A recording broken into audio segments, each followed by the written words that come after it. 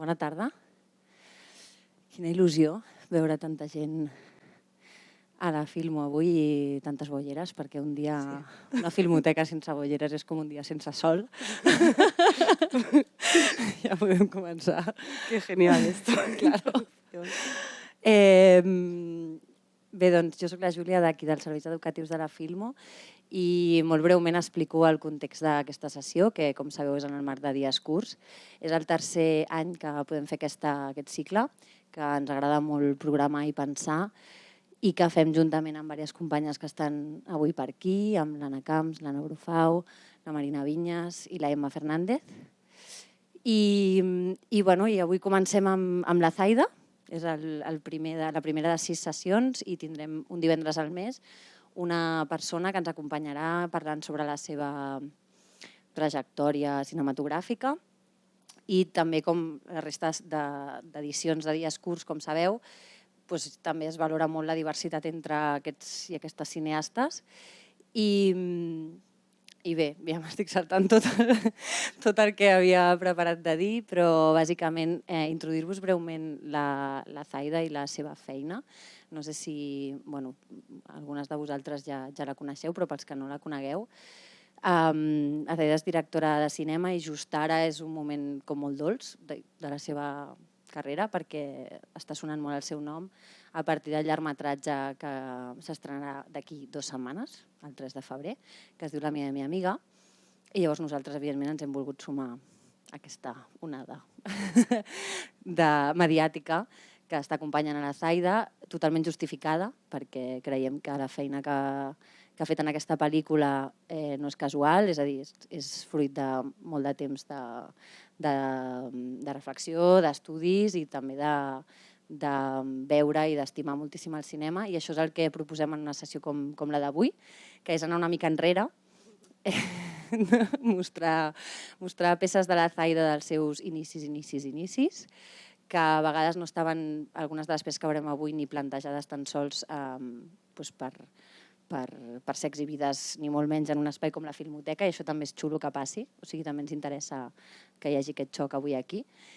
I després sí que veurem 2 curtmetratges, que són els seus 2 darrers curtmetratges una mica més llargs, que sí que s'acosten més al que després ha fet a la pel·lícula, però també han tingut com més recorregut i pel format que proposen, no? Jo, bàsicament, volia dir això i que estic molt contenta de que estiguis avui aquí, Zaida. Moltes gràcies, Júlia, moltes gràcies a la Filmoteca i moltes gràcies a tots per haver vingut. A ver, esto antes le he dicho a Julia que me siento como en un Hormigas Blancas, que es una referencia que solo entenderán las telecinqueras del lugar, escarbando en mi pasado. No sé, me hace muchísima ilusión estar aquí. Es muy fuerte pensar estar en un espacio como la Filmoteca y como tú bien has dicho, algunas de las piezas que se van a ver, sobre todo las primeras, no estaban puestas tampoco en el formato de corto, era como piezas, bueno, luego las veremos, luego hablaremos de ellas, pero eran más como casi una manera de piezas de diario filmado, ¿no? Como en esta época de cuando empezaban a surgir las redes sociales, pues esa necesidad de expresión a través de los vídeos. Veréis que la calidad de la imagen es bastante nula, porque de hecho, no sé, es como 400 píxeles por 300, es una barbaridad verlo aquí. Pero bueno, es como estaban hechas. De hecho, todo el material que yo tenía grabado durante los primeros años de la universidad lo perdí porque me robaron. Entonces, gracias a las redes sociales, gracias a YouTube y gracias a mi cosa exhibicionista de colgarlo todo, pues todavía existen. Entonces, en relación a esto de la calidad, sí que esto es interesante también agradecer a los compañeros de cabina que siempre reman bastante a favor cuando les hacemos estas propuestas y también es un tema que podemos hablar después porque también tiene que ver con el trabajo de archivo que hacemos en la Filmoteca y con comprender también que los archivos fílmicos y el digital también envejece y también hay que conservarlo. y qué papel han jugado en este caso, en tu caso, las redes sociales, porque si esto lo hubiera rodado en Super 8 y te hubieran robado la mochila con los Super 8, pues nunca hubiéramos podido ver estas pelis, ¿no? Y es interesante. Pues presento así los títulos o no hace falta. Sí, bueno, sí, solo decir como que son piezas muy cortitas que van desde el 2008 hasta el 2013. Sí, cuando era más intensa todavía que lo que soy ahora. Exacto. Esto luego ya... Y aparte, igual es interesante explicar que, bueno, yo creo que lo veréis, pero el propósito de cada uno de las piezas pues también es distinto. Y sí que hay una última pieza, que es Las chicas terribles, que forma parte de un cortometraje, pero del que solo hemos decidido seleccionar una parte. Y por eso que nos sorprenda que bueno, es como una pequeña... Una secuencia de un cortometraje de 2013 que se llama Las chicas terribles, que también tuvo su recorrido y que también se vio en varios sitios y que explica bastantes cosas también de tu filmografía posterior. Pues lo vemos y Venga, luego comentamos. Gracias. Hemos visto estas 5 primeras piezas y ahora, bueno, a ti te daba mucha vergüenza que mostrásemos esto, sí. Lo podemos decir, no pasa nada. Sí, muchísima, porque al final, claro, es cuando... Bueno, es un mirar al pasado, todo queda registrado, bueno, sí, obviamente, literalmente, pero bueno, no es como esas veces que cuando te enfrentas al cine desde esa inocencia y esa poca vergüenza, ¿no? Con esa cosa intensa, sin filtros, sin muchas veces, ¿no? Pretenciosa, pero que también hay, no sé, hay algo, ¿no? Que le tengo cariño porque es como así que hay una inocencia, ¿no? Pero guau, sí que impresiona, pues como, hostia, claro, es que ahora no haría nada así. Y... la cosa. Y aquí te lo hemos puesto. No sé por qué he dicho hormigas blancas. Tal. Sí, es que son hormigas blancas. Yo quería preguntarte, la primera pieza, sí. que es una pieza muy de YouTube, del YouTube de esa época también, ¿no? Que como que también creo que se va viendo... y se irá viendo más también cómo las redes sociales tienen un papel en tu vida. Total. Y en la de todas las personas que estamos aquí. Pero tú estabas en la universidad aún cuando hiciste el primero, estabas viviendo en París. Sí, de Erasmus. Y a mí me gustaría que explicaras un poco en ese momento en el que ya habías hecho un cortometraje que no hemos podido poner, sí. Porque también se perdió, que es La carta de Dafne, y con Bea Escribano, y un poco cuáles eran tus referentes en ese momento y qué es lo que te gustaba. Bueno, en esa época de la universidad, pues no, fue cuando conocí pues a mis amigos con los que iba a la universidad y con los que empezamos como a fantasear con hacer cine y grabábamos, que bueno, ¿no? que creo que están por aquí pues Ana Díaz, Mar Ferrer, que no está, Alba Barneda, bueno, es el Bea Escribano, el grupo de la universidad, y estábamos pues como tantos universitarios, cualquier universitario de audiovisuales, ¿no? Pues fascinados con la Nouvelle Vague y todo eso, ¿no? Y sí que es cierto que como que nosotros siempre pensábamos que porque si los grupos de música quedaban para ensayar y podían ser punkis y ensayar canciones punk sin tener, ¿no? como unas cosas de medios así como tal, ¿por qué nosotros no lo podíamos hacer? ¿Por qué nosotros no podíamos coger una cámara mala, ¿no?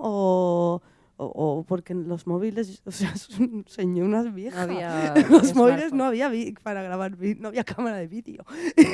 Pero era como porque no nos podíamos juntar nosotros con nuestra mini DV a grabar las primeras cosas que se nos ocurrieran, ¿no? Y entonces esas piezas yo creo que salen un poco de ahí, de esas propuestas que hacíamos casi en común. Y de hecho esta piecita que yo tenía en mi canal de YouTube, que ahí usábamos YouTube como si fuera prácticamente pues los reels de Instagram, ¿no? Y había varias que luego yo usaba como para...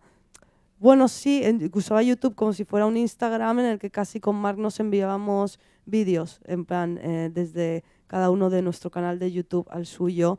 Y había algo como muy naif, ¿no? Porque al final era algo que no es como... que ahora, que a mí yo soy súper fan de las redes, pero ahora es como que tú lo lanzas al mundo. Al final eso era una cosa súper privada, era casi como un cuaderno que compartíamos, pero no dejaba de ser eso, como un blog filmado en el que obviamente no había pretensión de cortometraje, pero me parece bonito que usáramos el cine como esa necesidad de expresarnos y de contarnos y de comunicarnos entre nosotros. Y ahí yo creo que estábamos obsesionados con el cine francés y yo estaba obsesionada con Cassavetes. Se ve en la Declaración de Dependencia, que es esta especie de manifiesto. Sí. Y yo te quería preguntar ahora, porque es algo que hemos hablado tú y yo también recientemente cuando veíamos estas películas, lo que también nos fascinaba mucho era como la violencia de las relaciones o cómo Cassavetes igual nos ayudaba también a sentirnos más cómodas con esa manera de sentir tan fuerte que tú en tu cine has ido desarrollando muchísimo, pero que ahora...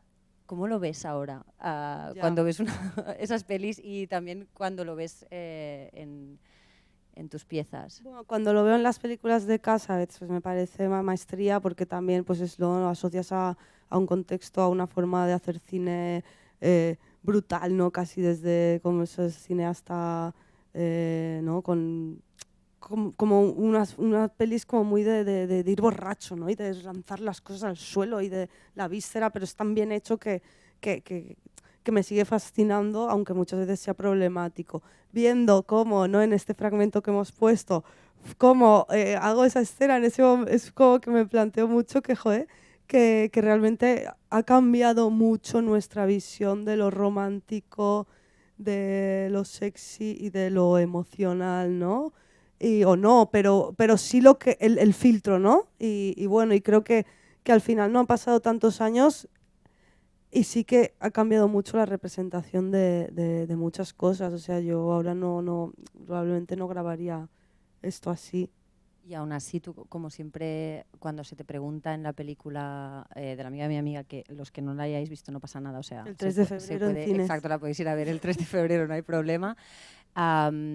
Sí que siempre reivindicas mucho el poder alejarte de los personajes ejemplificadores, ¿no? Que creo que es algo que también sí, caracteriza mucho tu cine. Eso creo que es una idea que me interesa y que me gusta mucho repetir porque creo que a veces sí que a las personas LGTB o también ¿no? desde el cine feminista o mujeres feministas que están haciendo cine o personas feministas que están haciendo cine, bueno, se nos exige como que pongamos en escena a personajes que sean ejemplificadores y que sean buenistas.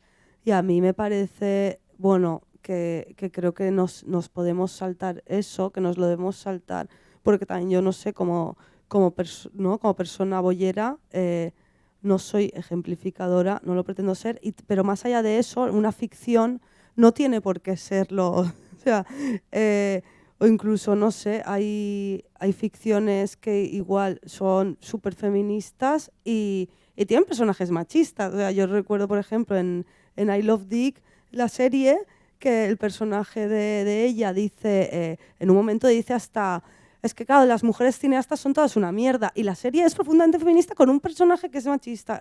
O personajes que lo hacen mal, que la cagan, que hacen cosas completamente problemáticas. Creo que sí que hay que ponerlos en escena. Y creo que se nos exige y nos exigimos además como una cosa, ¿no? en las ficciones eso, LGTB, como que es de representación total, que me parece súper peligroso porque una película nunca va a representar todo, y una ficción pues, sobre todo, como no, lo que se necesitan son muchas miradas para que haya como una representación más global. Y bueno, me parece como que hay que, bueno, para mí es que me interesa eso más, igual también los personajes que son más cuestionables a nivel de espectadora. Claro, y qué más feminista que reivindicar los sentimientos y ponerlos en el centro de las historias y de lo que viven las personas.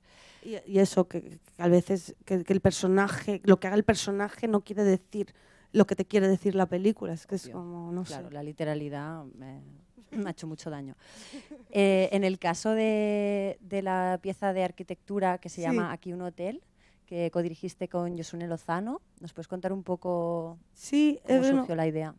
Claro, Josune trabajaba en el universo de la arquitectura Yo no tenía ni idea, entonces como que nos pareció interesante mezclar como, no como ver algo audiovisual o alguna narrativa en los vídeos que ella hacía mientras se hacía la obra de un hotel en Bilbao. Y porque al final también los hoteles tienen esas historias. Y este es la única pieza de todos estos que estuvo en un concurso de videoarquitectura. Y bueno, sí, no es como que... Y ganó. Sí. Pero bueno, sí, era como un poco mezclar los dos universos. Y tú tienes un guión de largo en un cajón, que ya saldrá, que pasa en un hotel, lo acabo de pensar. ¿Sí? Igual había ahí una semilla de esto. Puede ser. ¿Te interesan los hoteles como espacios Sí, de...? me encantan los hoteles. ¿A quién no? La pieza Mail a mi exnovia, yo creo que las que habéis visto la película entendéis por qué también la hemos puesto, porque hay una escena en La vida de mi amiga en la que Zaida escribe un correo a una persona que le gusta. Aquí en la sala.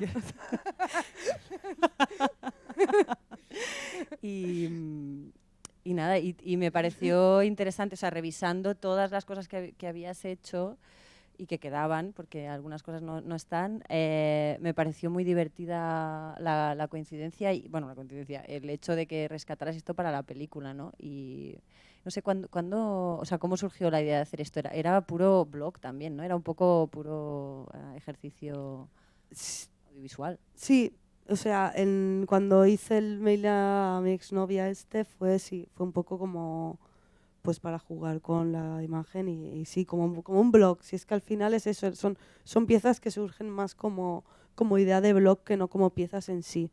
Y cuando estábamos escribiendo el guión de La mía, mi amiga con Marc, se nos ocurrió volver a esa pieza y meterla en el guión. Y yo recuerdo que en esa época mirábamos, o sea, te gustaba muchísimo Miranda July, que hacía un montón de vídeos de este tipo también y que sigue haciendo, porque el otro día, preparando esta sesión, entré en su Instagram y sigue haciendo como muchas cosas similares, pero las hace en Instagram. Y también es interesante ver cómo ella ha ido haciendo otras cosas. Las chicas terribles.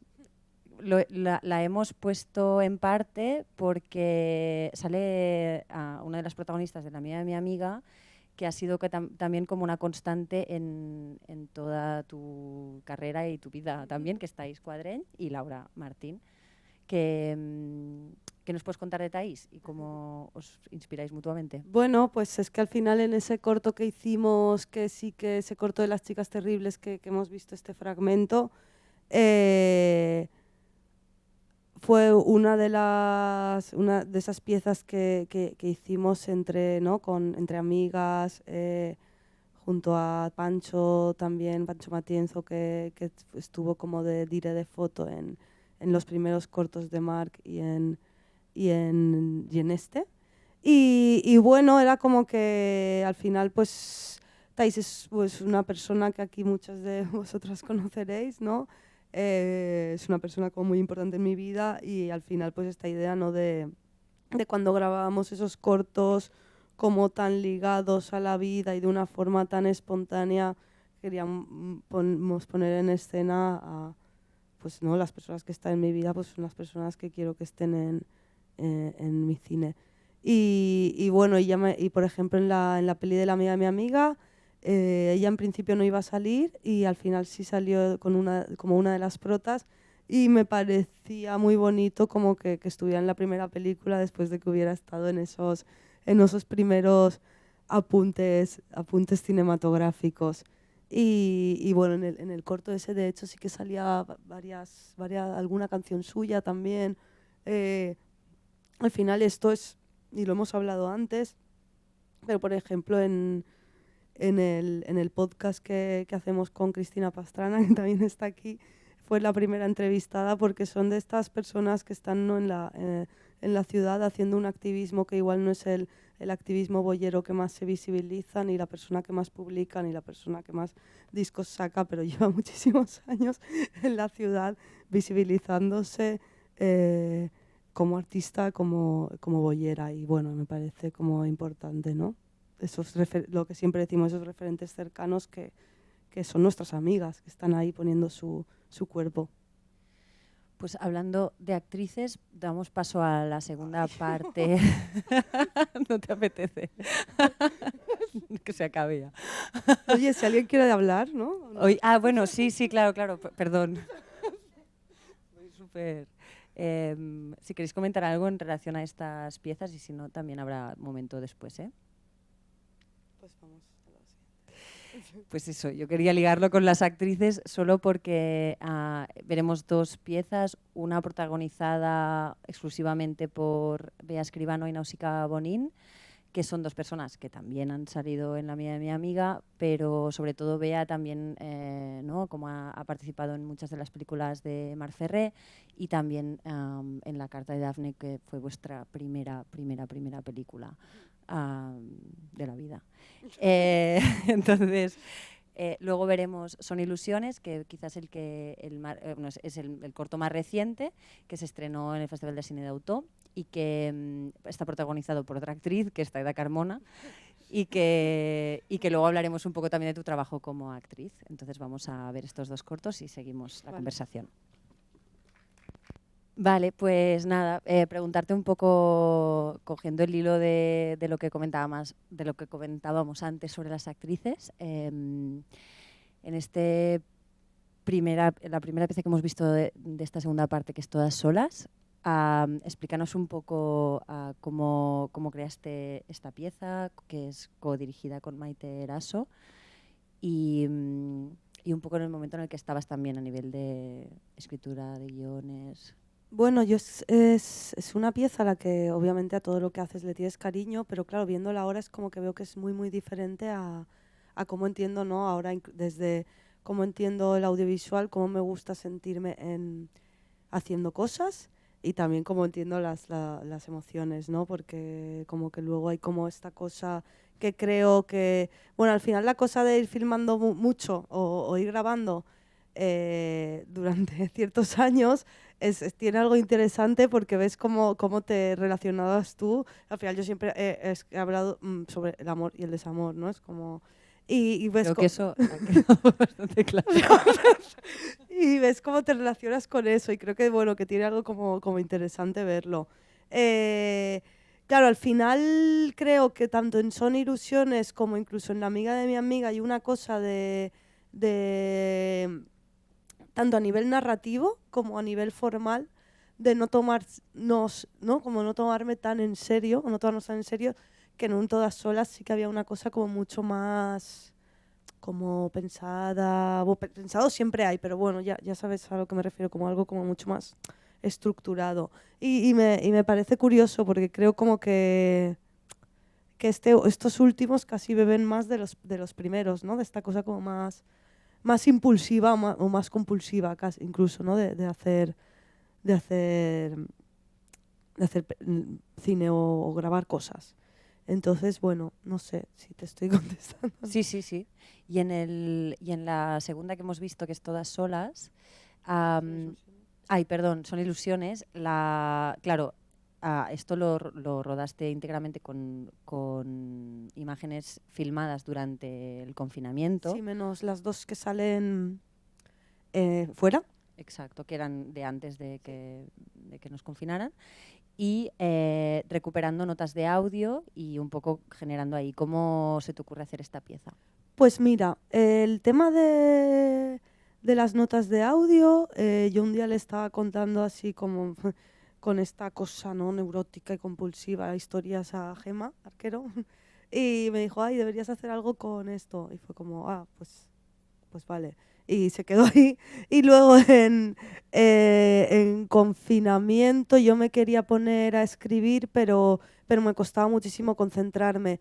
Entonces pensé, ostras, me voy a poner a montar, que hace un montón de años, de los primeros vídeos que no monto, en plan, aunque sean chorradas. Entonces empezó casi como un trabajo más de montaje, y me parecía guay utilizar unos audios, narrativizarlos, ¿no? Y contar una historia como si fueran casi una voz en off y contrastar esa cosa como súper obsesiva, súper neurótica, en la que pasan muchas cosas, y que ella o yo ni se entera de lo que le está pasando, con la parálisis absoluta, ¿no? en la que estábamos en confinamiento, ¿no? Porque también, bueno, es ese momento en el que empiezas como a hacer un poco balance.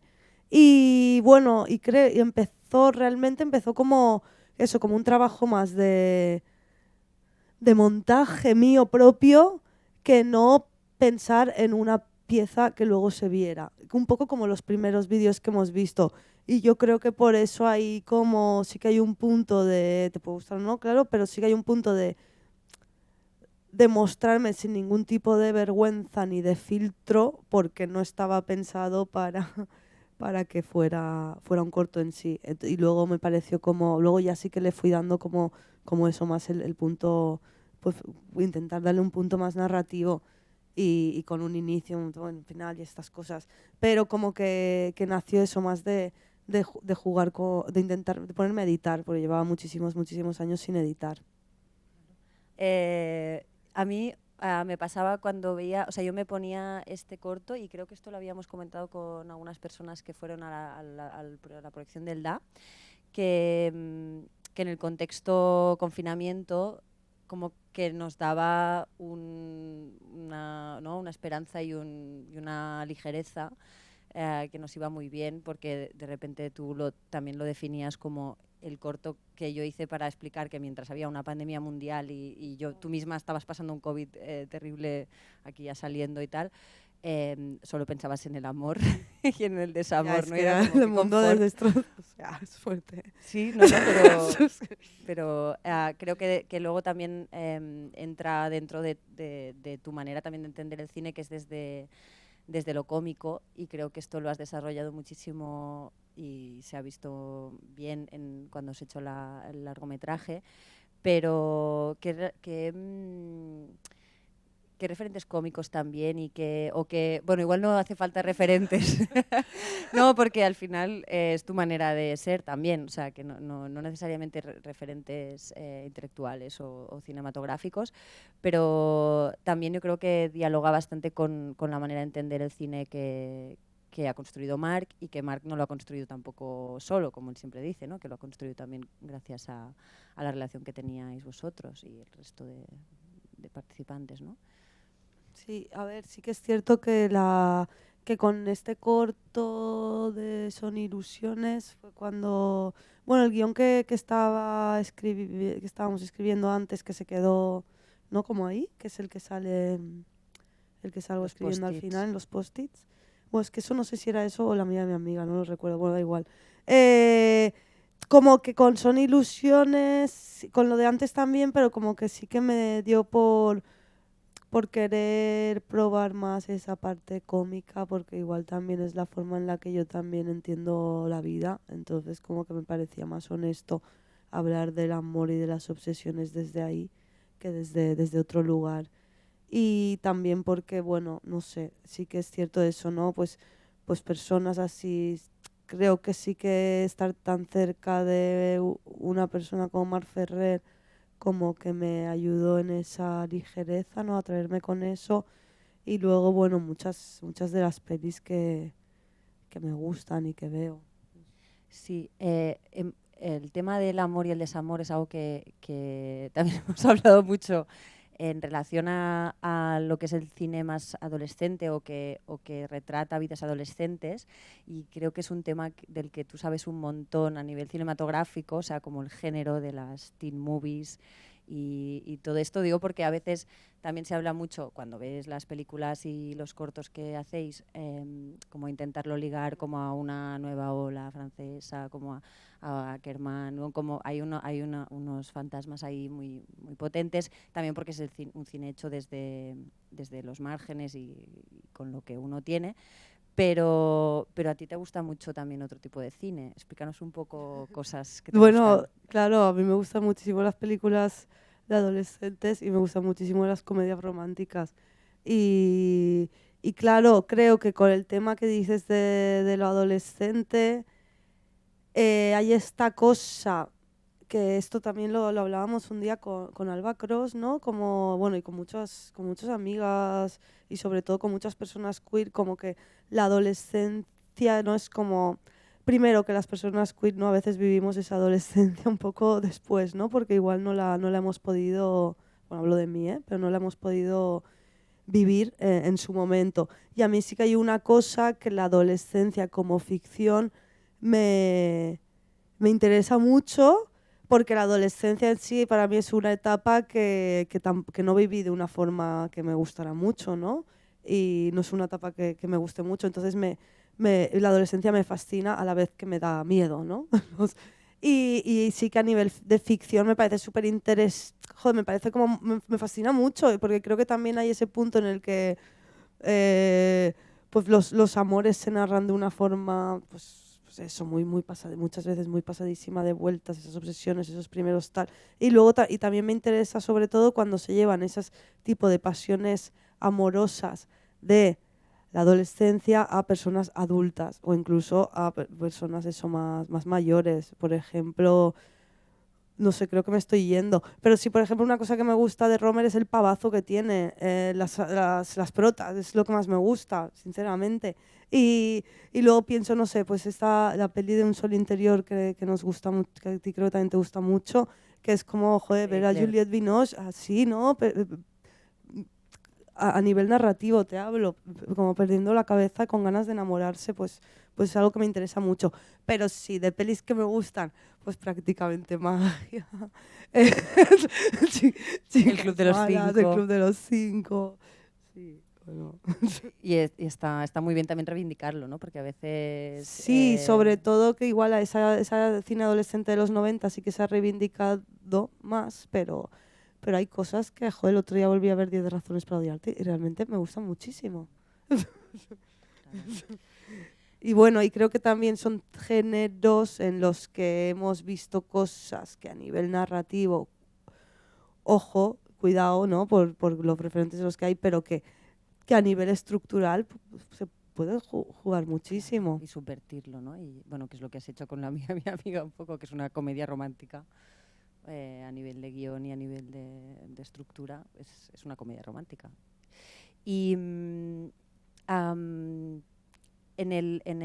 Son Ilusiones también hay como muchos guiños a escritoras, a cantantes, a cineastas, todas ellas bolleras, y es como, o casi todas, bueno, Vivian Gornick ahora no sé, pero sí que sale Chantal Akerman, Robin, y que al final son las que te rodean en tu día a día. Y nada, y un poco saber, bueno, cómo ves ahora el momento en el que estamos, que yo creo o quiero creer que es como un buen momento porque se está haciendo, incluso desde sitios como la Filmoteca, se está intentando hacer un esfuerzo para crear nuevas genealogías y para visibilizar también a muchísimas artistas, cineastas, etcétera, que también trataban unos temas de los que teníamos muchísima sed y que no estaban en nuestro día a día. Y yo creo que es como un buen momento para directoras y para el cine que tú propones. ¿Cómo lo ves y cómo te sientes y cómo ha sido este último año para ti? Bueno, a ver, sí que creo que cada vez hay más iniciativas que rescatan tanto, que dan voz a autoras del presente, pero también rescatan a esas autoras del pasado, ¿no? Que no conocíamos. Supongo que hay tantísimas que no conocíamos ni que conoceremos, pero creo que hay iniciativas que son súper interesantes, súper potentes y súper necesarias. La muestra de films internacional de films de dones es un ejemplo como muy clave de, ostras, que vienes y dices, ¿cómo no conocíamos a esta cineasta, ¿no? que ha hecho tantas cosas, que ha sido tan potente y cómo no tenía ni idea y cómo en lo académico está completamente fuera? Entonces, bueno, que en sitios así como este empiecen como a abrirse grietas, está bien. Bueno, es más que necesario. Yo antes me estaba acordando de una película que vimos aquí, se llamaba Carmen de Carabanchel, creo que es de esta cineasta que sí que rescataron, a Cecilia Bartolomé, y esta peli de Carmen de Carabanchel, que creo que era como un mediometraje, Sí. era en plan que tenía un tono, hablaba sobre el aborto en el 60 y pico, es una peli que solo se vio en sitios como clandestinos porque no se pudo proyectar tampoco en cines y, y el tema es muy potente, pero es que luego está hecha con un humor y con un tono o sea, ¿qué es esto? Y lo fuerte es como, ¿qué es esto? A esta la han rescatado, pero ¿cuántos cineastas más hay que no conocemos? Y cuando ves esa potencia es como, o sea, te frustra mucho del por qué no he conocido, por qué no conozco. Y creo que sí, que ahora estamos en un momento en el que se está empezando a abrir grietas, pero bueno, todavía hay como una industria un poco carca, ¿no? En general, creo. Totalmente. Y hablando de aborto y de mujeres mayores que también viven esta intensidad, estaba pensando en Annie Ernaux, que me consta que recientemente también has leído bastante sus libros. Lo digo porque también se te pregunta muchísimo sobre esta cosa de la autoficción, que es como una pregunta bueno, normal también, lógica, sobre si, ¿no? Como esta insistencia por lo que pasa en la película es totalmente tu vida o no, o qué parte es ficción, qué parte es realidad, que al final es como, bueno, no sé hasta qué punto esta pregunta lleva a algo interesante para las que vemos las películas, pero Annie Ernaux... una cosa que leí hace poco es que ella empezó a publicar bastante a nuestra edad, un poco más mayor incluso, y que habla de unos temas desde una intensidad y desde un sentir fuerte que reconforta mucho ¿no? Leer. Y que aparte sorprende por las edades en las que las protagonistas viven estas historias. Y como ha sacado a colación la peli de Claire Denis de Un beau soleil intérieur, que me gusta mucho, tú te ves haciendo películas de personas que la lían y que lo hacen así de mal y de bien y todo con 50 años. Supongo. No sé, joder, sabía que no es la mejor. Pero más allá de eso, claro, yo creo que al final también las cosas que he escrito como que han estado muy ligadas a cómo vivía las relaciones o los amores, ¿no? Según en qué momento. Entonces, supongo que historias de personas, como has dicho tú, que sienten fuerte, sí que estaré haciendo a los 50, ojalá, la verdad, ojalá seguir, ¿no?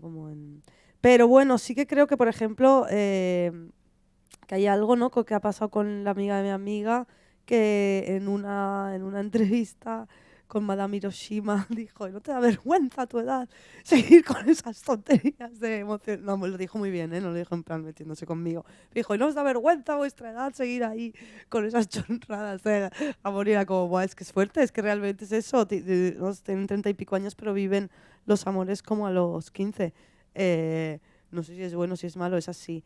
Y bueno, y creo que, por ejemplo, es eso, que esto es otra cosa, ¿no? Lo que has sacado tú, el tema de las mujeres obsesionándose, deseando, follando a cierta edad, y no hablo de nuestra edad, que no somos veinteañeras, pero sí que es una edad que todavía no es como, pero a una edad más mayor es como otro de los grandes tabús. O sea, me acuerdo, estoy hablando un montón de series, porque creo que también está guay verbalizar que también la gente que nos gusta el cine también vemos series y quitar como esa cosa, ¿no? de lo elitista. Pero bueno, que viendo Transparent, que es una serie en la que pasan muchas cosas, ostras, hay una escena en la que follan como las dos madres y en la bañera, y fue una escena que al verla a mí me resultó como impactante en una serie que se visibilizan muchas cosas, y no es por lo queer, no es por lo trans, era por la edad, porque estabas viendo a dos mujeres mayores teniendo sexo, y eso era como lo más impactante como espectadora, que dije, coño, hostia, es que es como, ¿no? Es muy preocupante que sean imágenes que se nos nieguen, es como si no existen. Y bueno, y ojalá seguir haciendo cosas sobre todo, y sí, seguir mostrando los deseos y los afectos. Qué bien.